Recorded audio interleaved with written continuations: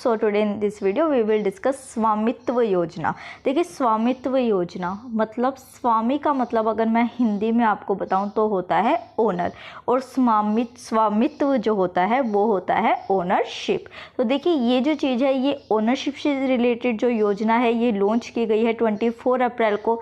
ये वीडियो बहुत ज़्यादा इंपॉर्टेंट है EPFO, UPSC, सिविल सर्विसेज और UP PCS तीनों के प्रोस्पेक्टिव से। तो इस वीडियो को लास्ट तक देखिएगा। हिंदी मीडियम के स्टूडेंट्स के लिए इसके अंदर मैंने हिंदी नोट्स भी डाले हैं, और लास्ट में मैं क्वेश्चन पूछूंगी बट आपको पहले ही डायरेक्टली पीछे नहीं चले जाना है उस क्वेश्चन के लिए, ऐसे वीडियो क्वालिटी खराब होती है। आप हमारे सिंसियर स्टूडेंट्स हैं तो प्लीज़ एथिकली हमें सपोर्ट कीजिए। जब आती है क्वेश्चन पूछा जाएगा आगे, जब वीडियो जा चुकी होगी तभी उसे अटैम्प्ट कीजिएगा, आगे जाके पहले उसे अटैम्प्ट नहीं करेंगे। तो चलिए शुरू करते हैं। तो देखिए ये जो स्वामित्व योजना है इसको लॉन्च किया गया था हमारे प्राइम मिनिस्टर नरेंद्र मोदी जी के थ्रू। नेशनल पंचायती राज के डे जो है उस पर वो कब था, 24 अप्रैल को था। और ये जो स्कीम लॉन्च की गई है ये पायलट बेसिस पे की गई है, मतलब एज एन एक्सपेरिमेंटल बेसिस की गई है अभी कुछ ही स्टेट्स में, और जो स्टेट्स इसके अंदर चूज गए हैं उनका नंबर है 6। तो यहाँ पे देखिए मैंने आपको क्या बताया था कि स्वामित्व का मतलब होता है ओनरशिप। अगर पंचायती राज डे के लिए कोई चीज़ लॉन्च की जा रही है इसका मतलब उसका रिलेशन किससे है, रूरल इंडिया से, विलेजेस से उसका कनेक्शन है। तो विलेजेस में ओनरशिप किस चीज़ की होती है, लैंड की होती है। तो यहाँ पे देखिए रूरल इनहेबिटेड लैंड जो होती है उसका मैपिंग किया जाएगा ड्रोन्स के थ्रू और न्यू टेक्नोलॉजी को यूज़ करके। तो हमें जो रूरल इनहेबिटेड लैंड है उसकी मैपिंग करने की ज़रूरत क्या है, क्योंकि देखिए क्या होता है कि जो स्वामित्व होता है मतलब ओनरशिप होता है उसको लेके लोगों के बीच में लड़ाइयाँ होती है। तो यहाँ पे बेसिकली आइडेंटिफाई किए जाएंगे उनके प्रॉपर्टी राइट्स। पहले उस प्रॉपर्टी को देखा जाएगा, मैप किया जाएगा टेक्नोलॉजी को यूज़ करके, ड्रोन्स को यूज़ करके, और फिर जो उनके प्रॉपर्टी राइट्स होंगे उनको आइडेंटिफाई किया जाएगा ताकि जितने भी प्रॉपर्टी रिलेटेड डिस्प्यूट्स है उनको सेटल किया जा सके रूरल इंडिया के अंदर, और जो भी पर्सन डिजर्विंग है उसको उसका ओनरशिप प्रोवाइड की जा सके। तो यहाँ पे टाइटल्स जो है फिर उन पर्संस को दे दी जाएंगे on the basis of mapping. अब ये तो हमने कर लिया एज एन इंडिविजुअल कि उनको क्या फ़ायदा हुआ है, इससे गवर्नमेंट को क्या फ़ायदा होगा। देखिए इससे क्या होता है कि जो रेवेन्यू कलेक्शन है या फिर जो प्लानिंग की जाती है वो एक स्ट्रीमलाइन मैनर में, मतलब एक बेटर वे में हो पाएगी, जिससे कि रेवेन्यू हमें पता भी चल सकेगा कि किस पर्सन से लेना है और किस तरीके से फिर डेवलपमेंट के लिए वर्क कर सकते हैं। तो मैंने आपको बताया था कि इसको पायलट बेसिस पे शुरू किया गया है, 6 स्टेट्स के अंदर शुरू किया गया है। तो जो UP PCS के स्टूडेंट्स इस वीडियो को देख रहे हैं, UPSC सिविल सर्विसेज और EPFO के लिए तो इंपॉर्टेंट है ही, बट UP PCS वालों को ये चीज़ और ज़्यादा इसलिए ध्यान में रखनी है क्योंकि पायलट बेसिस में उत्तर प्रदेश के अंदर भी ये शुरू किया गया है। तो आपका स्टेट रिलेटेड हो गया तो आपके लिए ये और भी ज़्यादा इंपॉर्टेंट हो गई। उत्तर प्रदेश के अलावा महाराष्ट्र, कर्नाटका, हरियाणा, मध्य प्रदेश और उत्तराखंड, ये 6 स्टेट्स है जिसमें कि पायलट बेसिस में स्वामित्व योजना शुरू की गई है।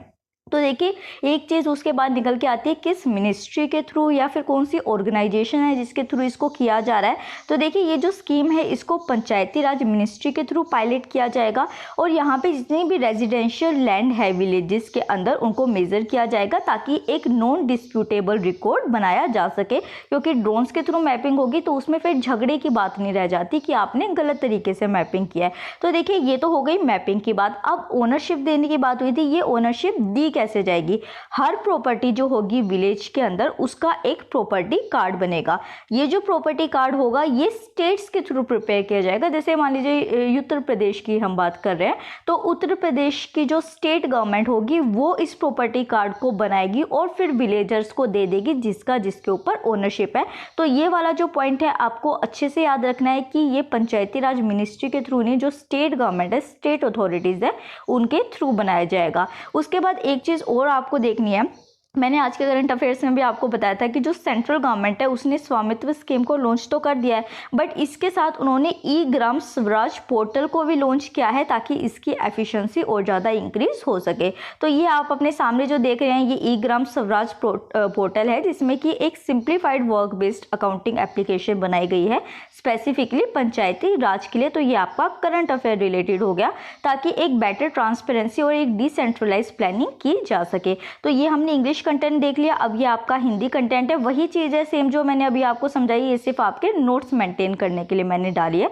तो अब हम क्वेश्चंस के ऊपर आ जाते हैं। तो मैंने आपसे कल एक क्वेश्चन पूछा था लास्ट वीडियो में कि consider the following statement regarding ordinance to amend epidemic disease act 1897।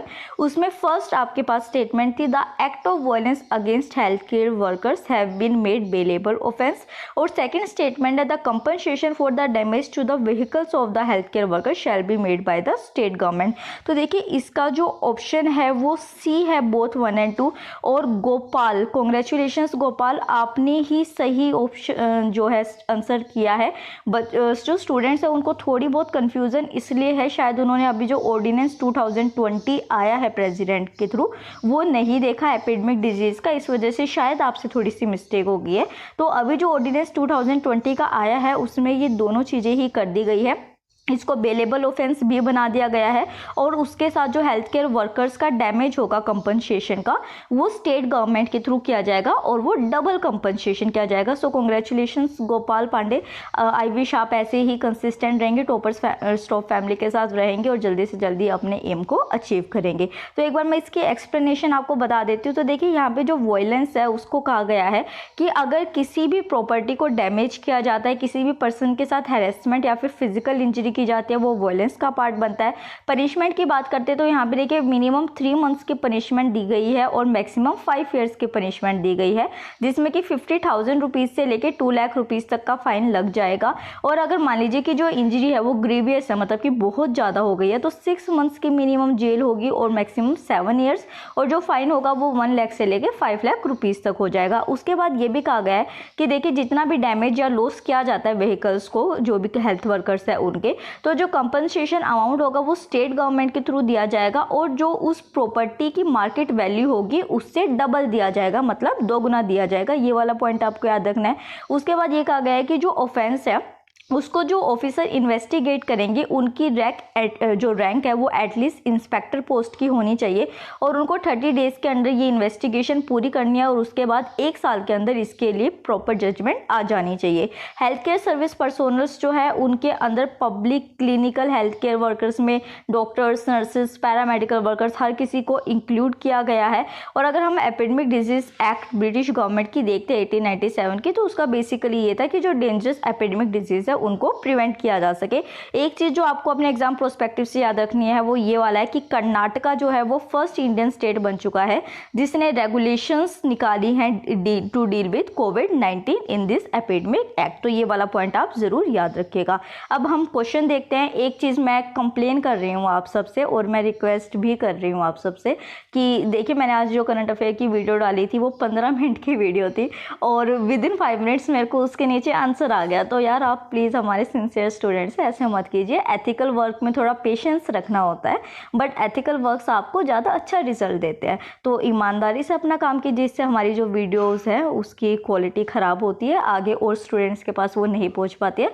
तो प्लीज़ मैं आपसे रिक्वेस्ट करूँ कि ऐसा ना करें, पहले वीडियो को देखें, जब क्वेश्चन सेक्शन आए तब उसे अटेम्प्ट कीजिए।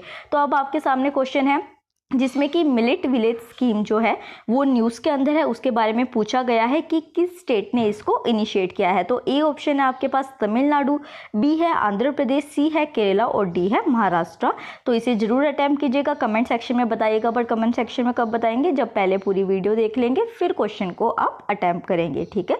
तो आई होप आपको ये वीडियो पसंद आई होगी और चैनल को सब्सक्राइब करना मत भूलिएगा, लाइक करना वीडियो को और कमेंट सेक्शन में आंसर जरूर कीजिएगा। आई होप आपको ये वीडियो पसंद आई होगी। Thank you so much.